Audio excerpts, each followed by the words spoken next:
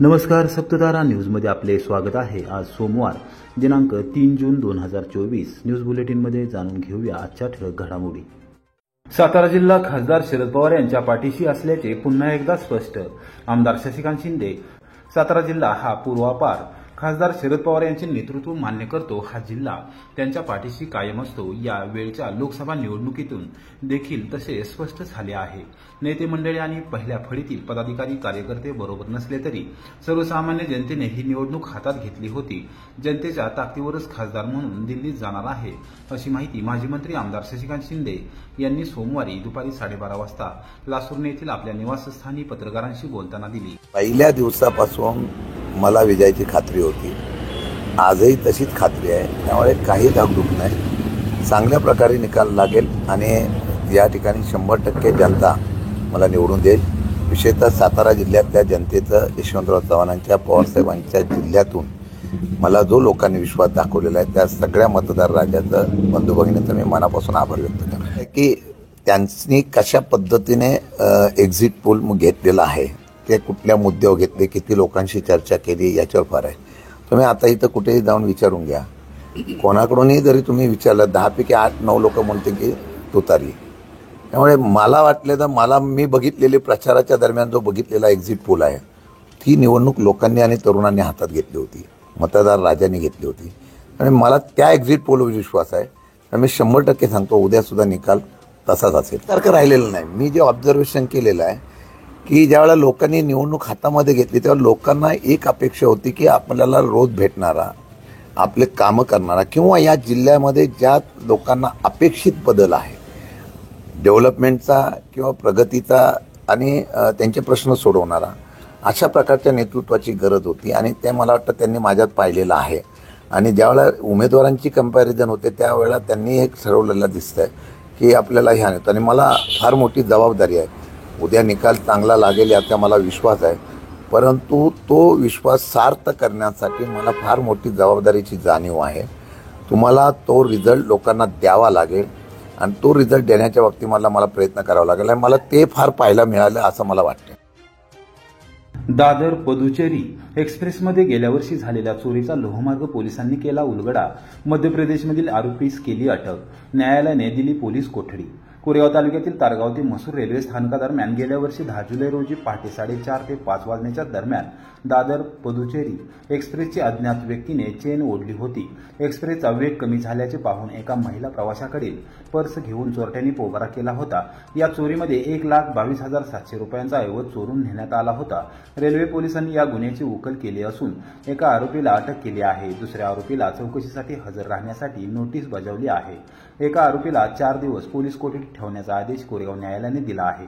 याबाबत रेल्वे पोलिसांकडून मिळालेल्या माहितीनुसार वाशी नाका मुंबई येथील मनीषा मुरलीधर शिंदे या आपल्या कुटुंबातील सदस्यांसमवेत दादर ते कुडची जिल्हा बेळगाव या दरम्यान प्रवासादरम्यान दादर पदुचेरी एक्सप्रेसने प्रवास करत होत्या। दिनांक 10 जुलै 2023 रोजी पहाटे 4:30 ते 5 वाजण्याच्या दरम्यान अज्ञात व्यक्तीने एक्सप्रेसची चेन ओढली, त्यामुळे लोको पायलटने एक्सप्रेसचा वेग कमी केला। या दरम्यान चोरट्यांनी संधी साधत मनीषा शिंदे यांच्याकडील पर्स चोरून नेली होती। या पर्समध्ये 2 मोबाईल हँडसेटसह सोन्याचे मंगळसूत्र, सोन्याचे हार, कानातील सोन्याची फुले, 2 सोन्याच्या अंगठ्या, चांदीचे पैंजण व रोकड असा एकूण 1,22,700 रुपयांचा ऐवज चोरट्यांनी चोरून नेला होता।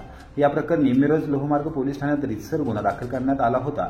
या गुन्ह्याचा तपास सातारा लोहमार्ग पोलीस गुरुक्षेत्राकडे सोपवण्यात आला होता।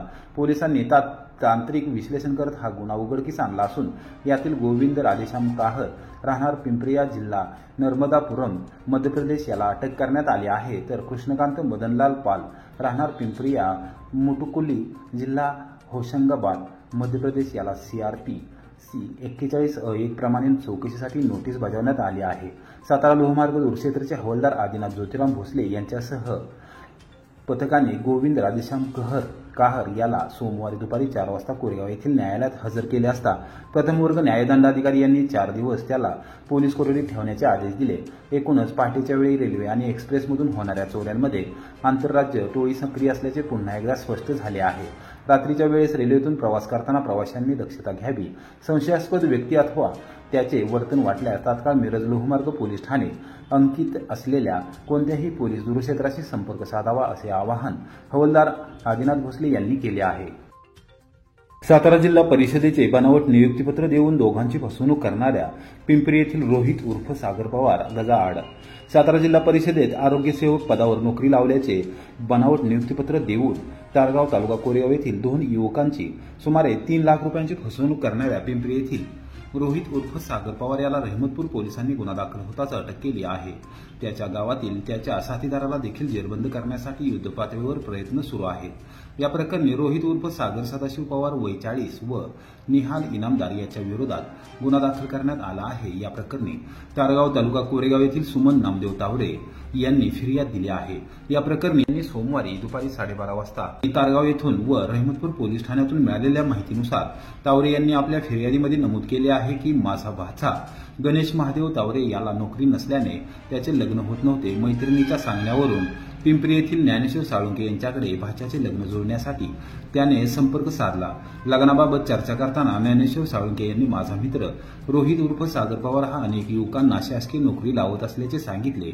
साळुंके यांच्या माध्यमातून दिनांक 27 फेब्रुवारी 2022 रोजी पिंपरी येथे तावरे यांची रोहित पवार याच्याशी भेट झाली. त्याने एका युवकाला सातारा जिल्हा परिषदेत आरोग्य खात्यात नोकरी लावण्यासाठी 1.5 लाख रुपये लागत असल्याचे सांगितले. माझे 2 भाचे असल्याने प्रत्येकी 1.5 लाख याप्रमाणे 3 लाख रुपयांची मागणी त्यांनी केली. माझा भाचा गणेश महादेव तावरे हा दुसरा भाचा महेश महादेव तावरे या दोघांना नोकरी लावण्यासाठी वेळोवेळी 3 लाख रुपये रोहित पवार याला तावरे यांनी दिले.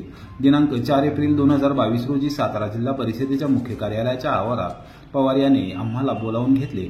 रोहित उर्फ सागर पवार याने त्याचा सहकारी निहाल इनामदार याच्या हाताने गणेश तावरे व महेश तावरे या दोघांचेही सातारा जिल्हा परिषदेत आरोग्यसेवक पदावरील नियुक्तीपत्र दिले.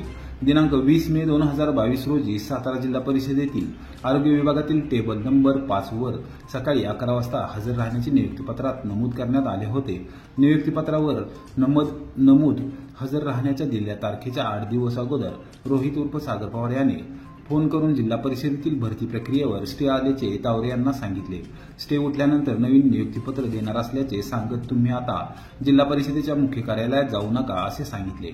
तावरे यांना सुरुवातीला काही संशय आला नाही. त्या नेहमीप्रमाणे संपर्क साधून विचारणा करत होत्या. मात्र तो काही ना काही कारण सांगत होता. वारंवार रोहित उर्फ सागर पवार याला फोन करून नियुक्तीपत्र कधी देणार अशी विचारणा केली असता त्याने उडवाउडीची उत्तरे दिली. अखेरीस रोहित उर्फ सागर पवार या व निहाल इनामदार यांनी आपली फसवणूक केल्याचे तावरे यांच्या लक्षात आले. रहमतपूर पोलीस ठाण्यात जाऊन रोहित उर्फ सागर पवार व त्याचा सहकारी निहाल इनामदार यांच्या विरोधात दिनांक 19 मे 2024 रोजी रीतसर फिर्याद दिली. पोलीस अधीक्षक समीर शेख, अप्पर अधीक्षक आंचल दलाल यांच्या मार्गदर्शनाखाली सहाय्यक पोलीस निरीक्षक शिवाजीराव विभूते यांनी तात्काळ यंत्रणा कार्यान्वित करत रोहित उर्फ सागर पवार याला अटक केली असून निहाल इनामदार हा गायब झाला आहे. त्याचा युद्धपातळीवर शोध सुरू असल्याचे विभूते यांनी पत्रकारांशी बोलताना सांगितले. जावली तालुक्यातील दुर्गम आणि डोंगराळ कुसुंबी मुरा परिसरात बिबट्याचा वावर वाढला. रात्रीच्या सुमारास 37 वर्षीय युवकावर केला हल्ला. एकीकडे मान्सूनचे आगमन काही दिवसात होणार आहे. खरीप हंगामाची तयारी देखील सुरू आहे. त्याचवेळी जावली तालुक्यातील दुर्गम आणि डोंगराळ कुसुंबी मुरा परिसरात बिबट्याचा वावर वाढला असून रविवारी रात्री 11:30 वाजल्याच्या सुमारास दुचाकीवरून घरी परतणाऱ्या युवकावर बिबट्याने हल्ला केला आहे. त्यात तो गंभीर जखमी झाला आहे. एकूणच वन विभागाने बिबट्याचा बंदोबस्त करावा अशी मागणी या परिसरातील शेतकऱ्यांनी व ग्रामस्थांनी व्यक्त केली आहे. गणेश चिकणे राहणार चिकनवाडी हा 37 वर्षीय युवक रात्री 11:30 वाजण्याच्या सुमारास दुचाकीवरून बजरंग चिकणे यांच्या घरी गेला होता. तेथून परत आपल्या घरी येत असताना अचानक बिबट्याने त्याच्यावर हल्ला केला. त्यात तो जखमी झाला. गणेश चिकणे याने भीतीपोटे आरडाओरडा केला तेव्हा ग्रामस्थ जमा झाले. सरपंच मारुती चिकणे यांना ग्रामस्थांनी मोबाईलवरून कॉल करून बोलावून घेतले. ते देखील घटनास्थळी दाखल झाले. या घटनेची माहिती वन विभागाला कळवण्यात आली असता वन विभागाचे अधिकारी व कर्मचारी घटनास्थळी दाखल झाले. त्यांनी जखमी युवकास तात्काळ उपचारासाठी मेढा प्राथमिक आरोग्य केंद्रात दाखल केले. कुसुंबी मुरा परिसरात बिबट्याचा वावर वाढला असल्याने ग्रामस्थांनी सांगितले. वन विभागाने बिबट्याला पकडण्यासाठी आदेश द्यावेत असे ग्रामस्थांचे म्हणणे आहे. बिबटे हे जनावरांवर हल्ले करत असताना आता माणसावरही हल्ले होऊ लागले आहेत. बिबटे आता नरभक्षक झाले आहे. दररोज बिबट्याचा हल्ला होऊ लागला तर आम्ही घराबाहेर पडायचे कसे असा सवाल ग्रामस्थांनी उपस्थित केला.